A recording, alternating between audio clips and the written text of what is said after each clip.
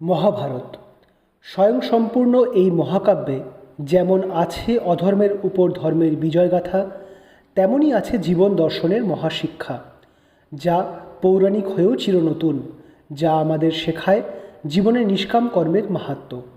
মহর্ষি বেদব্যাস দ্বারা রচিত এই মহাকাব্যের কিছু জানা অজানা কাহিনী শ্রোতাদের সামনে তুলে ধরাই হলো আমাদের এই ছোট্ট প্রচেষ্টার উদ্দেশ্য। আগের পর্ব পাণ্ডবদের দুরবস্থা দেখে ক্রুদ্ধ হলেন শ্রীকৃষ্ণ। এতে যা শুনেছেন তা একবার ছোট্ট করে মনে করিয়ে দিই। কাম্যক বনে পাণ্ডবদের সাথে দেখা করতে এলেন বাসুদেব শ্রীকৃষ্ণ, পাঞ্চাল যুবরাজ ধৃষ্টদ্যুম্ন এবং আরও অনেক সুহৃদ। পাণ্ডবদের এহেন দৈন্যদশা দেখে ক্রোধে রক্তিম হয়ে উঠলেন শ্রীকৃষ্ণ। কৌরবদের বিনাশ করতে উদ্যত হলেন তিনি, কিন্তু অর্জুন তাকে শান্ত করলেন। দ্রৌপদীর কাতর ক্রন্দনে ব্যথিত কৃষ্ণ তাকে শান্ত করলেন এবং আগামী ধর্মযুদ্ধে পাণ্ডবদের সর্বতরূপে সাহায্য করতে প্রতিশ্রুতি দিলেন। যুধিষ্ঠিরের সাথে সাক্ষাৎ করতে এলেন মহামুনি মার্কণ্ডেয়। তিনি জগৎপুরুষ শ্রী রামচন্দ্রের কথা শোনালেন পাণ্ডবদের। শুরু হলো পাণ্ডবদের কৃচ্ছ সাধন। তারপর কি হলো?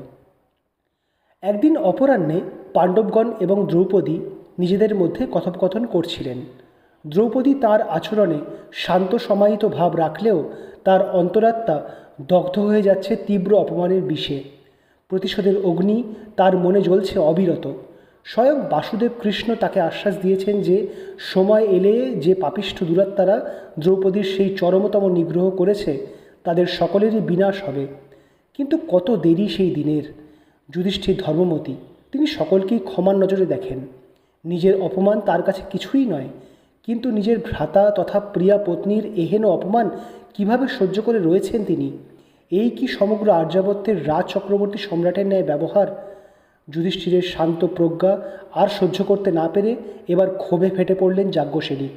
যুধিষ্ঠিরকে উদ্দেশ্য করে নিজের উষ্মা প্রকাশ করে বললেন, মহারাজ, আপনি এই রকম স্থিরমতি হয়ে আছেন কিভাবে? নিজেদের দুরবস্থা কি আপনার নজরে পড়ছে না?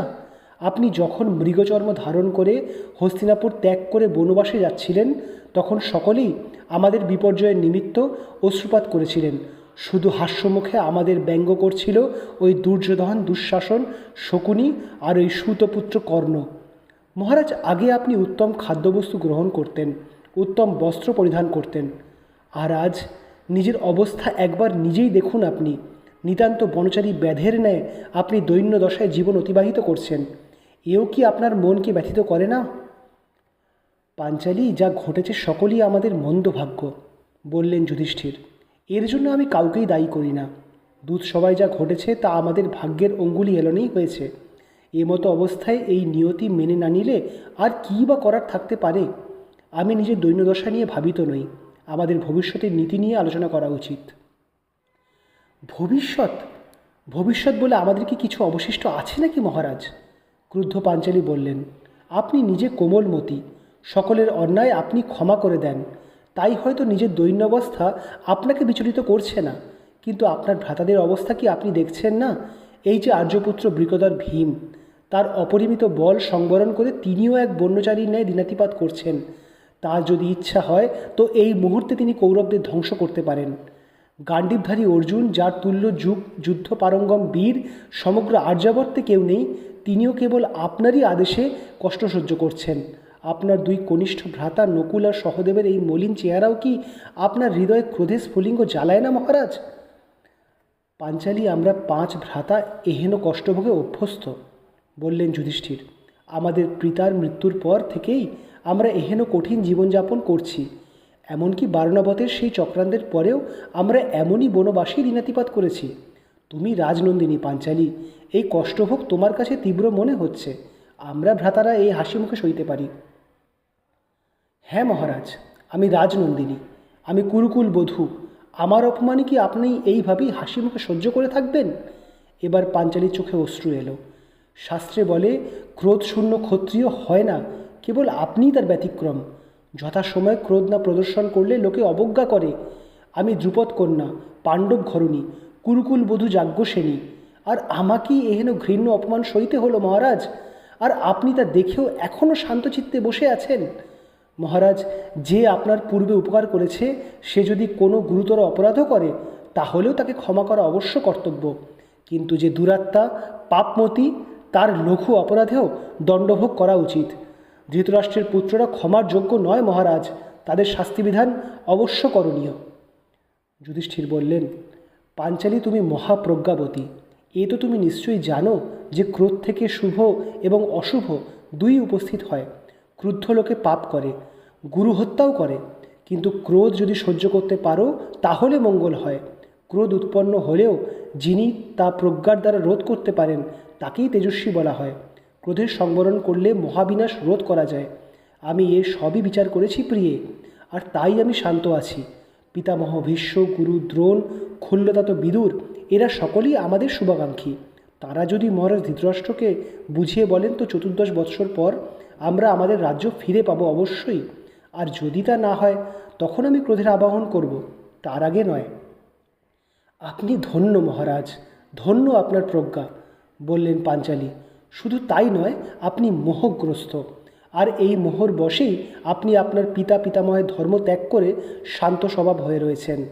আপনি আর্যাবর্তের চক্রবর্তী সম্রাট, এত রাজ্য বিজয় করেছেন, এত যজ্ঞ সমাপন করেছেন, তথাপি বিপরীত বুদ্ধির বশে দূত ক্রীড়ায় অংশ নিয়ে নিজেকে, নিজের ভ্রাতাদের আর আমাকেও হারিয়েছেন।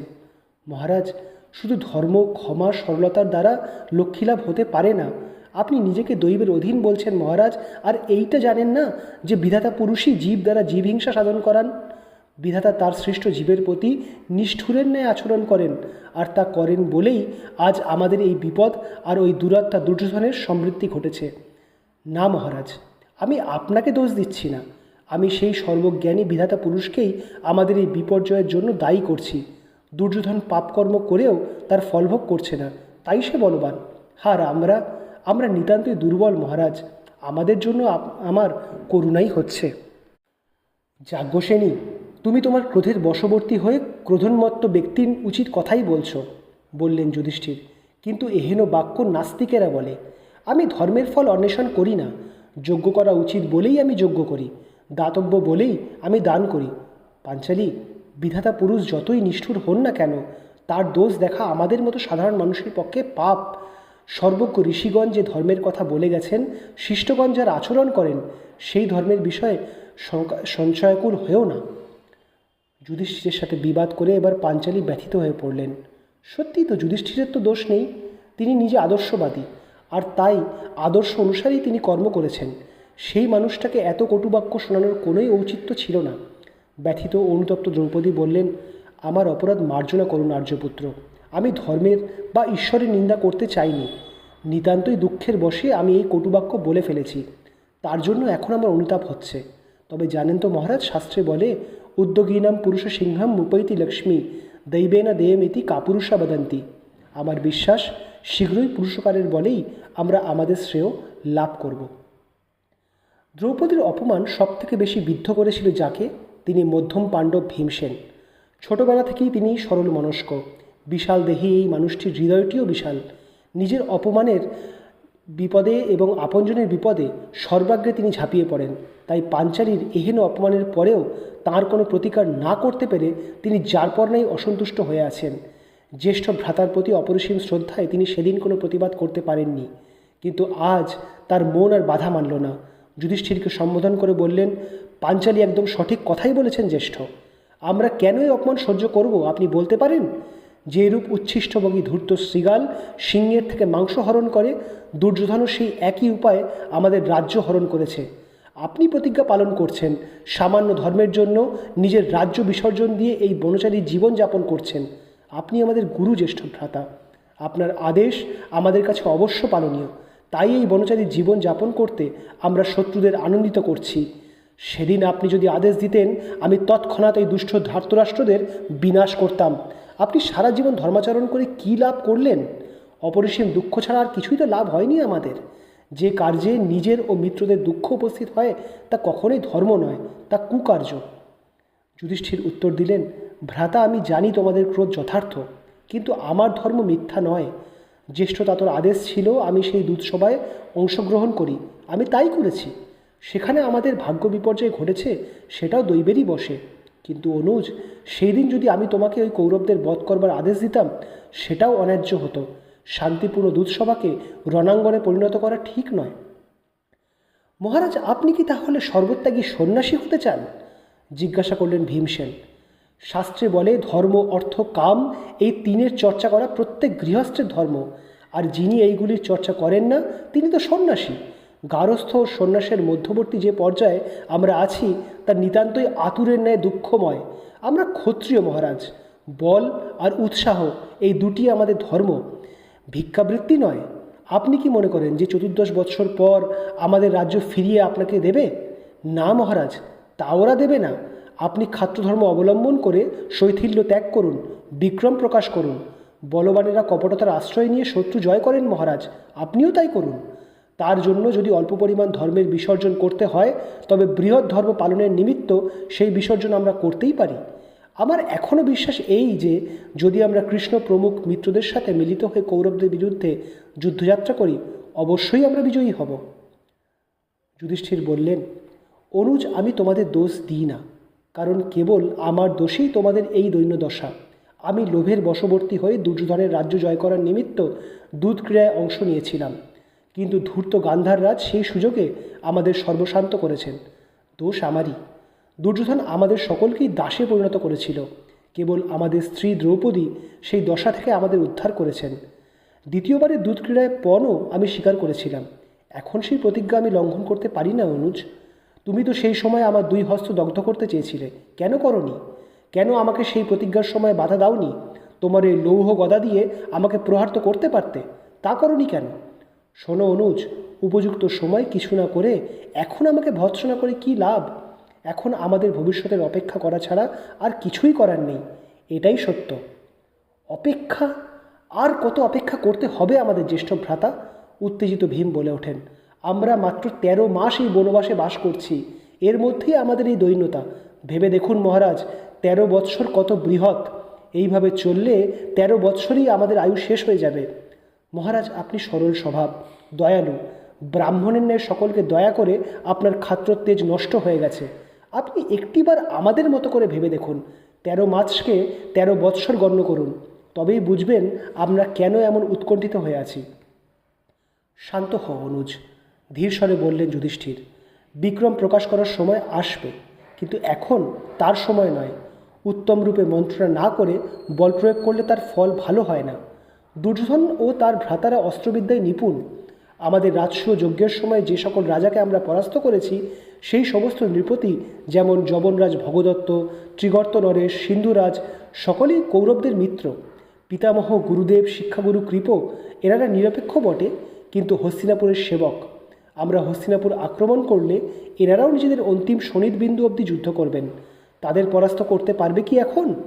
আর এদের কথা যদি বাদ দাও অনুজ, তাহলেও অঙ্গরাজ কর্ণ দুর্যোধনের পরম মিত্র।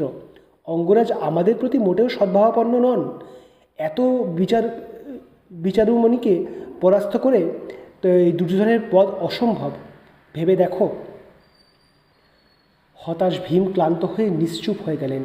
এমন সময় সেই আশ্রমে এসে পৌঁছলেন মহারিষি ব্যাসদেব।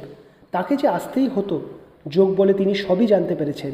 যুধিষ্ঠিরের মনে চরম আতঙ্ক উপস্থিত হয়েছে।